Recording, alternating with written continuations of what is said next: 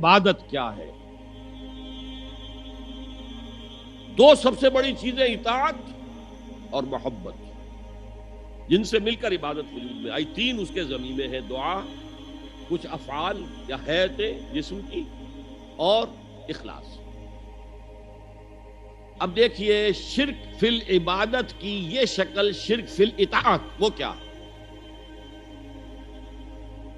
اللہ کے سوا کسی اور کی اطاعت جس سے اللہ کی معصیت لازم آتی ہو، شرک۔ لا طاعت لمخلوق فی معصیت الخالق، مخلوق میں سے کسی کی اطاعت نہیں ہوگی کہ اس معاملے میں جس میں خالق کی معصیت لازم ہے۔ ہاں، خالق کے احکام کے اندر اندر والدین کا حکم بھی مانو، اطاعت کرو، اساتذہ کا حکم مانو، کسی اور کو اپنا لیڈر مانا ہے اس کا حکم مانو، لیکن ناٹ بیونڈ وہ جو سرکل ہے کتاب و سنت کا، اس سے باہر نہیں۔ لا طاعت لمخلوق فی معصیت الخالق، یہ آپ الجبرے کے فارمولے کے طور پر اپنے سامنے رکھیں۔ اب اسے اپلائی کیجئے، جیسے فارمولوں کے ذریعے سے پھر بڑے بڑے وہ سم جو ہے وہ حل کیے جاتے تھے سوالات۔ صبح کا وقت ہے، آنکھ بھی کھلی ہے، کوئی اذان کی آواز بھی کان میں آئی ہے، آپ کا نفس کہتا ہے ابھی سو جی۔ آپ نے اپنی چادر یا کمبل کو درست کیا اور کروٹ لیا، یہ کیا ہے؟ آپ نے کس کا حکم پیچھے پھینکا اور کس کا حکم مانا؟ اللہ کے حکم کو پیچھے پھینک دیا، نفس کے حکم کو آگے رکھ دیا۔ یہ شرک، اس شرک کو جاننے والے بہت کم ہیں۔ مولانا روم نے خوب کہا تھا، نفس ما ہم کم ترس فرعون نیست لیکن ایراعون نیست۔ میرا نفس بھی فرعون سے کم نہیں ہے۔ فرعون نے کہا تھا نا، الیس لی ملک مصر وہذہ الانہار تجری من تحتی، کیا اس ملک مصر کی حکومت میری نہیں ہے؟ اور سارا جو یہ آب پاشی کا نظام ہے، انہار کا نظام ہے، وہ میرے کنٹرول میں نہیں ہے؟ جس کا چاہوں موگا کھلا رکھوں، جس کا چاہوں بند کر دوں۔ یہ تھا خدائی کا دعویٰ، انا ربکم الاعلی۔ تو مولانا روم کہتے ہیں میرا نفس بھی اس سے کمتر نہیں ہے۔ وہ کہتا یہ جسم میرا ہے، اس پر میرا حکم چلے گا، میں نہیں جانتا کون اللہ کون رسول، کیا حرام کیا حلال۔ تو فرعون سے کم تو نہیں ہے میرا نفس، لیکن ایراعون اس کی بہت مدد تھی، فوج تھی، لاؤ لشکر تھا، تو اس نے زبان سے بھی کہہ دیا کھل کر انا ربکم الاعلی۔ میں مسکین ہوں، غریب ہوں، میرے پاس کوئی طاقت نہیں ہے، میں زبان سے تو کچھ نہیں کہہ سکتا، اندر سے میرا نفس یہی کہتا۔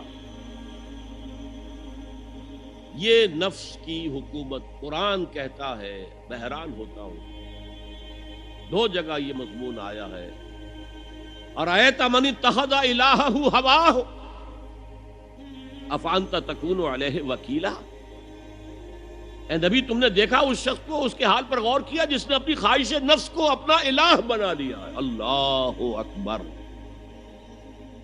الہ، لا الہ الا اللہ، کلمہ توحید کا مرکزی لفظ یہاں آ رہا ہے، من اتخذ الہہ ہواہ، جس نے اپنی خواہش نفس کو اپنا معبود بنا لیا، الہ بنا لیا۔ افانت تکون علیہ وکیلا، کیا آپ ایسے شخص کی کوئی ذمہ داری لے سکتے ہیں؟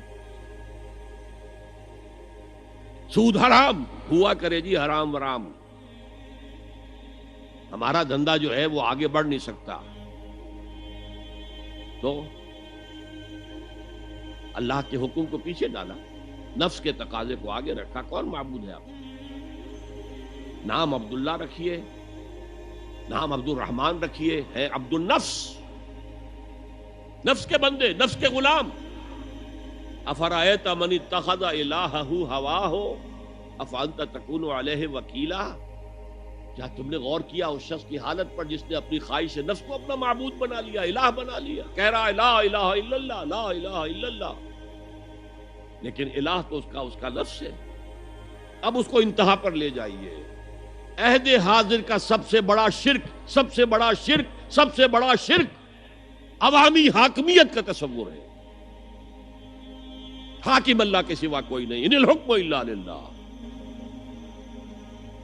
ظاہر بات ہے فرعون نے اگر دعویٰ کیا تھا میں تمہارا خدا ہوں، انا ربکم الاعلی، تو کیا اس کا مطلب یہ تھا کائنات میں نے پیدا کی ہے، تمہیں میں نے پیدا کی ہے؟ ذرا سوچیے. کیا وہ بزرگ موجود نہیں ہوں گے جنہوں نے اسے دیکھا ہو کہ آج اس کی ولادت ہوئی تھی، کل اس کو اس کی کوئی اور سیری بنی ہوئی تھی؟ یہ کیسے دعویٰ کیا تھا؟ میرا حکم چلے گا، میں نہیں جانتا. الیس لی ملک مصر، مصر کی حکومت میری ہے کہ نہیں؟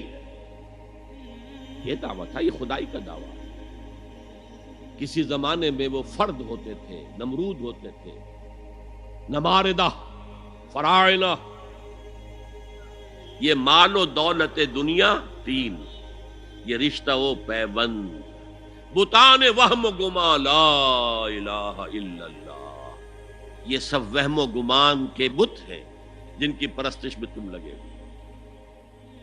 ان سب کی پرستش چھوڑو تو لا الہ الا اللہ کا حق ادا ہو.